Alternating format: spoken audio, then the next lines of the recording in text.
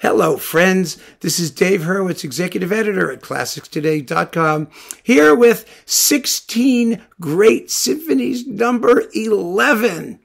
I'll bet you didn't think I would get this far, did you?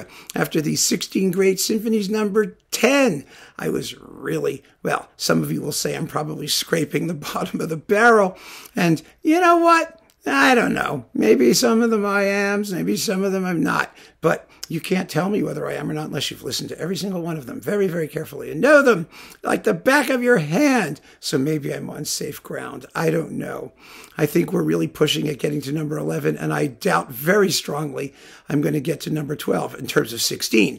I may be able to do a number 12 with many fewer because there seems to be something of an upper limit, but we'll see.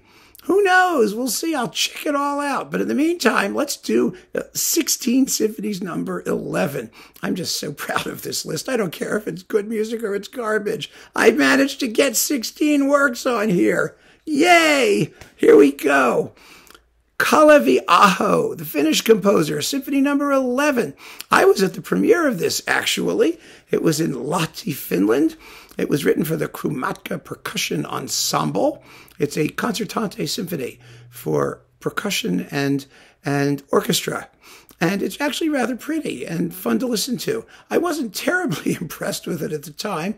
It's grown on me a little bit more since. It has a lot of very soft, delicate sounds. It's not what you think.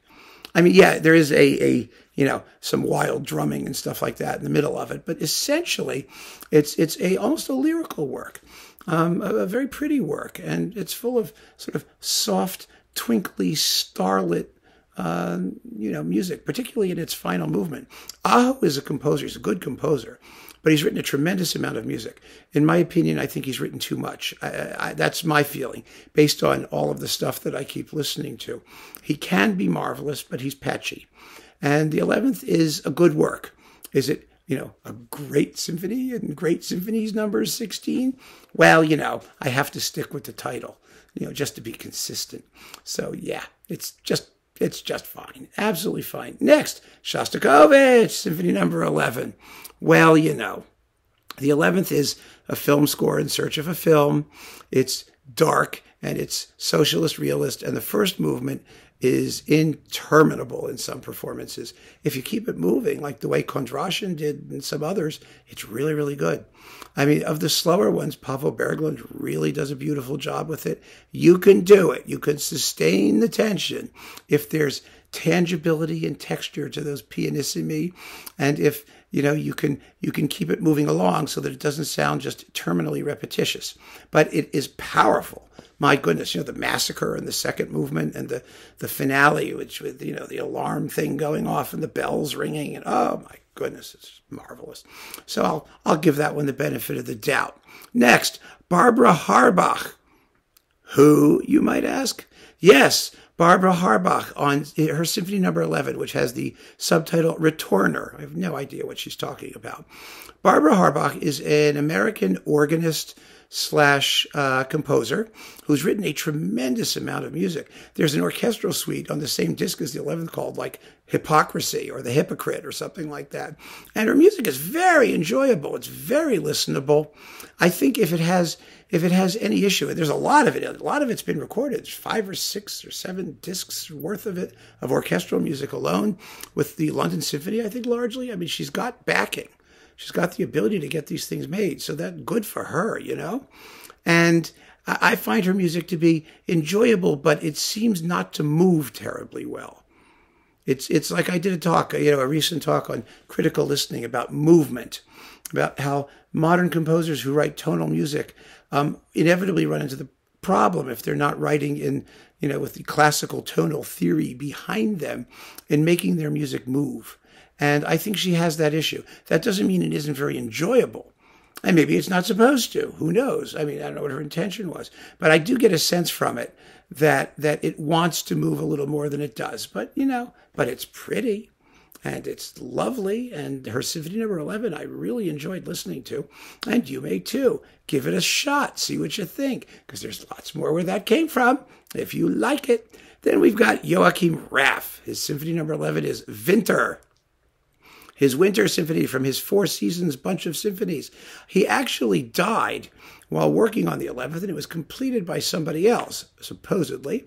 And it sounds like Raff, like all the other ones he wrote, which is tuneful and melodious and beautifully scored and full of, neo-Mendelssohnian character, or a lot of it anyway. He was a conservative, but his symphonies are lovely. They're attractive works, and they don't deserve their current neglect. So I am happy to talk about his Winter Symphony. And since winter, as I'm doing this video, is descending upon us shortly, maybe it's appropriate. We'll see. Next, Hovhaness, his Symphony Number 11. Of course, I have 67 or something more of those to go, if I ever get that far. Number 11 is subtitled All Men Are Brothers. And that is all I need to say about it. It is typical Hovhaness. It's lovely to listen to. It's modal. It's supposed to be somewhat transcendental sounding, and it does. I mean, his music has a very otherworldly quality and an innocence to it that's quite beautiful. And, people either like it or they don't like it. But if they like it, then they're going to like this. It's not at all second rate. I think he took these pieces terribly seriously. And I mean, All Men Are Brothers is a serious message. And I think he treated it with to the best of his ability. And he had quite a lot of ability. He was a very good composer. Next, Villa-Lobos, Symphony Number 11. Yeah, let's do more of those. There's a whole pile of Villa-Lobos symphonies. And so why not? They're fun to listen to.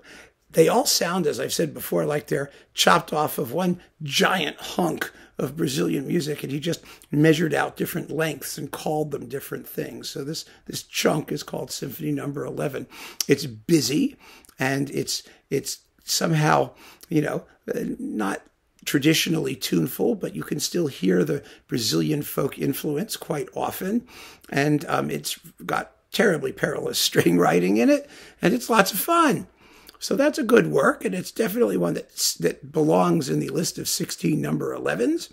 And then there's Rubbra, Edmund Rubbra, who some person told me his name should be pronounced something like Rubber or something like that. Oh, if you only knew how little I care how you people tell me things ought to be pronounced. You just can't believe how little I care. What matters is that you know who I'm talking about. And Rubbra is somebody who I've heard pronounced that way a million times in the UK, and I'm happy with it. His Symphony Number 11 is late Rubbra. I suppose I could have a real quiz to ask you what are the characteristics of late Rubbra. Well, basically, he was a contrapuntist.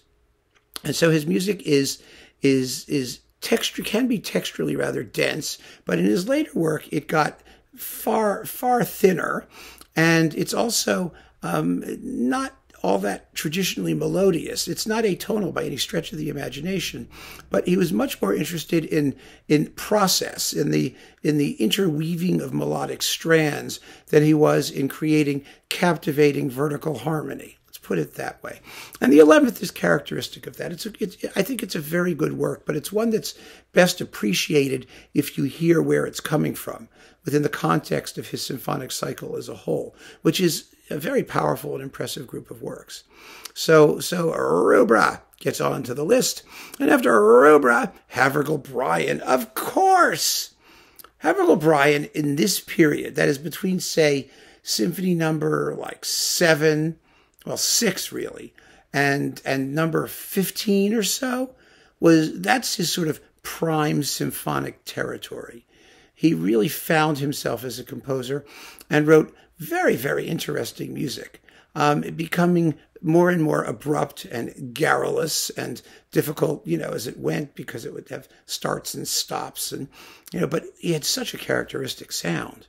With those heavy brass things and the 3 snare drums and the percussion fusillades from the glockenspiel and xylophone and strange melodies given to the harp and desolate solo violin and high woodwind moments. And they would all just sort of intermingle, and they're very haunting. It's really, really haunting and lovely, and it bears repeated listening quite well. I think Brian is a guy who has yet to be sorted out because he wrote a lot, and he has 32 symphonies or something like that. And And you know, we really have to know them well enough and good enough performances to be able to evaluate them. And we're very far away from that happening, and it may never happen. But the 11th is a very fine work, and so I recommend it quite strongly. It's quite beautiful. Next, who have we got? Oh, yeah, Julius Röntgen, the Dutch composer. I like Röntgen. He was a little bit like Brian, only he had a very different style. He just started writing single movement things that he called symphony. Some of them are like 10 minutes long. They're like overture length. They're short. And this is one of those. This is number 11, is nicknamed Wirbel or Drumroll, because it has a drum roll. Duh. And these pieces are delightful. They're just delightful. It doesn't matter whether they're long or short or animal or vegetable or mineral. They're enjoyable. Röntgen was one of those composers who, for some reason, music just came out of him. And it was good music and wonderful music, for the most part, very enjoyable music. And he wrote 20 some odd symphonies at the end of the day. And I adore them. I just love them. And I really wish you would also get to know them, because some of them are just fantastic. And even when he seems to be, not, taking it all that seriously, he's just having a good time. It's like, well, I was sitting around and 10 minutes of music came gushing out and I called it Symphony Number 11. Fine with me. It's absolutely fine with me. It's all tremendously enjoyable. Next, Alan Pederson. We all know Alan Pederson. Yes, The Art of Depression. And he wrote a bunch of symphonies. There is a number 11. It's not one of his longer ones, which is great. It's rather concise, less than half an hour, and very, very powerful, as with all of his music, and dark and angstful and kind of like, nobody else. I think at this point in his career, Pettersson really had his own style and wrote in it very comfortably and was creating excellent, excellent work. So Pettersson's number 11 definitely belongs on the list. And then, okay, I did it for you, Myaskovsky. You all keep saying to me, well, where's Myaskovsky? Why don't you talk about Myaskovsky? He wrote zillions of symphonies, and he was so important for Russian music, and he was. But the reason he was important for Russian music is because he managed to write music of extreme anonymity, in my view. Music which doesn't particularly announce any single style. It certainly makes no political statement. It's not socialist realist music. I think he was respected because he was apparently a very honorable human being, a good human being, and he had a style which was rigorously abstract. I mean, he did have his sort of choral thing and socialist realist, flirtations, but for the most part, his music is extremely absolute, as they call it, non-programmatic, and it just is what it is. And I understand some people really, really go for that and really enjoy it. I find it a little gray and lacking in personality, but it depends on the work. And I think 11 is perfectly fine. So I've included Myaskovsky, and it's up to you, Myaskovskites, to talk about the work in a little bit more detail if you would like to share your love with others. I think it's a good piece. I really do. There's no question about it in my mind. So next, Holmboe. Holmboe also did 11 symphonies toward the end of his life particularly, and they sound very Holmboe-ish. Now, I've talked about Holmboe in these other lists.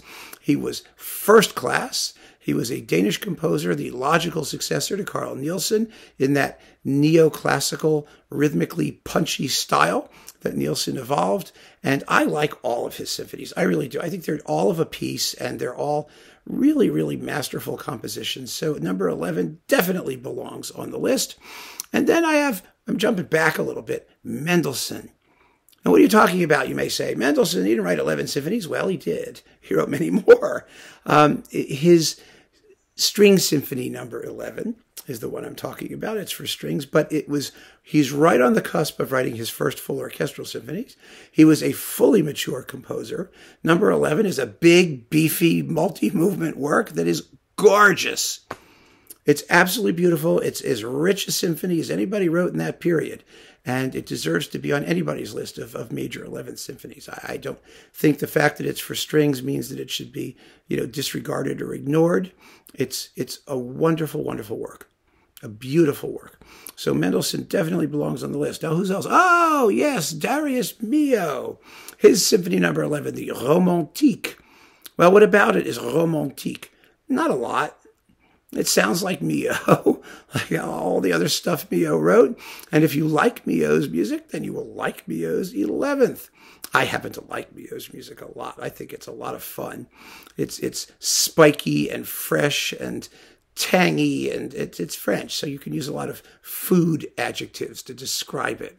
You know, I mean, it's peppery. It's you know, very, very tasty music. It's lovely, lovely. It's bitter. It's like an arugula salad is what it's like. You know, oh, it's terrific.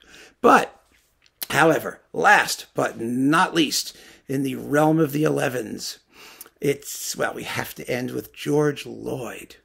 Because George Lloyd's 11th was intended to be his opus summum, great, you know, total extravaganza, last symphonic work.